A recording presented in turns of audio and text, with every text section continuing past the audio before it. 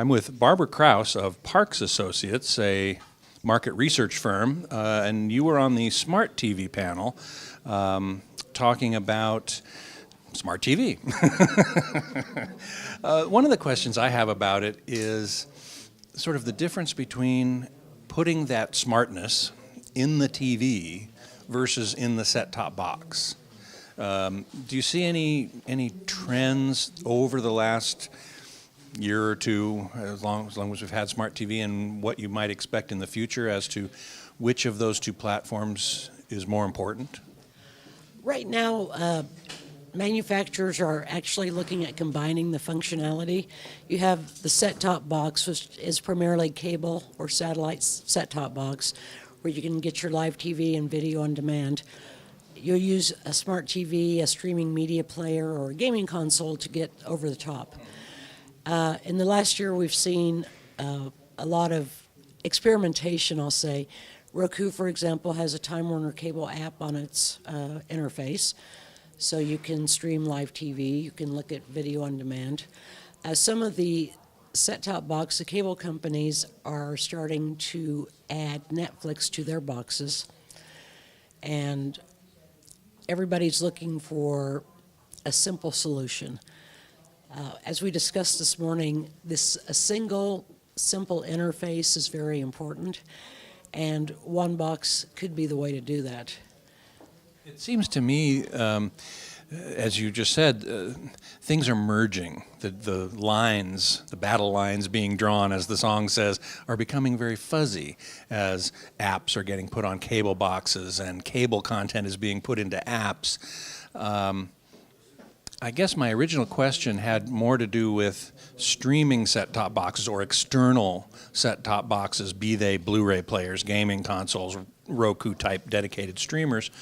And isn't that a better place to put Smart TV than in the TV itself? I think you made the point that the turnaround on a TV is much longer than it is on a little $100 box. So if new functionality comes along and it can be quickly implemented in a little box, isn't that better than putting it in a TV where it might not be updated for a couple of years? I would say yes from that point of view. As to which device people use to stream, it's going to depend on the content and the interface. Doesn't really matter. If I have the best experience on this device, that's the one I'm going to use. Now, with Smart TV, if it's strictly a connect to the internet device, it doesn't really have much on streaming media players, and it can become obsolete. It's very hard to update the hardware after a certain point, and that's one reason we expect streaming media players to have near term, within the next 5 years, some healthy growth. It's much easier, as noted, to go out and buy one for $50 or $100 and get the latest and greatest content and functionality than it is to replace what I call a perfectly good TV set. A distinction was made in that panel that I hadn't thought of before, but I thought was great.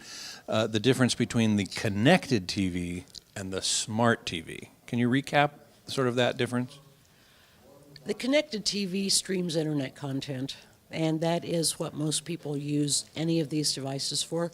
They stream Netflix, they stream YouTube. A lot of other content apps out there, but there's probably 10 that people watch primarily. The smart TV, as it was discussed this morning, it can run from the e-commerce to building a community. I believe one of the panelists mentioned a Showtime community for one of their TV shows. That's when it becomes smart more. You have an account, you buy products, and you can do more with it than just sit there and watch video. Issue with that, again, TV is a passive medium. It's impersonal. It's 10 to 12 feet across the room. People do tend to sit there and watch. Google TV was interested in what I call turning the TV into a smartphone. It had a web browser. The goal was for an interactive experience. it's never quite taken off, and that may be one of the reasons. They're The fact that it's a sit-back experience, a lean-back experience. trying to make an interactive experience out of a sit-back experience. The new Android TV is expected to be more of a optimize the user experience and the content discovery process, which is very similar to what all these other devices do. But if you look at that, you've got a couple of personal devices already, interactive devices.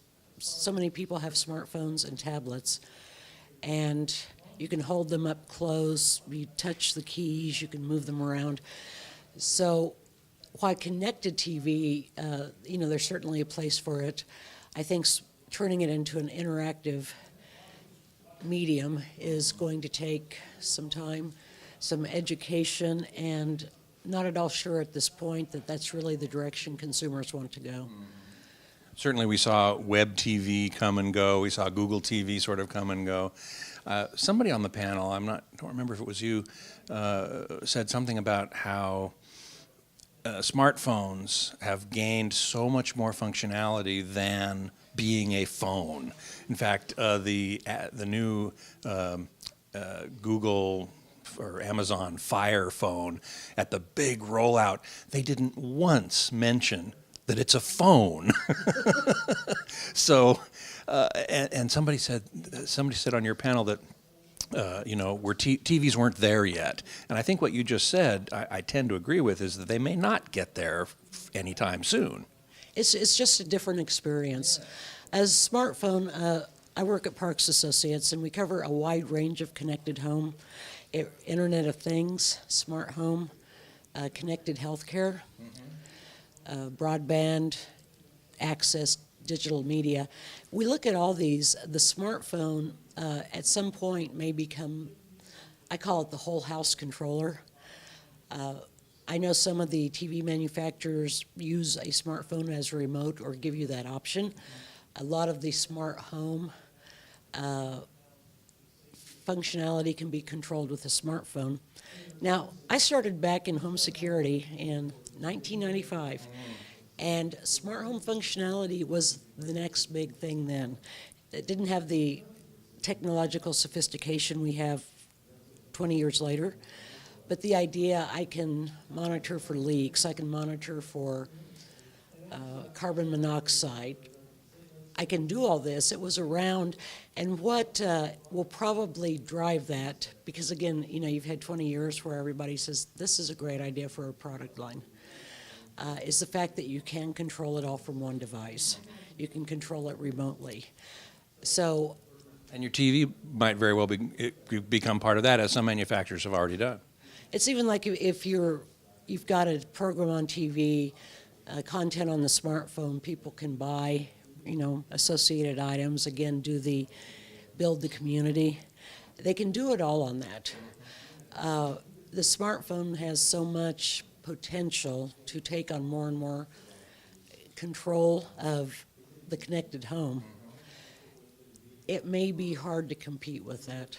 It got there first.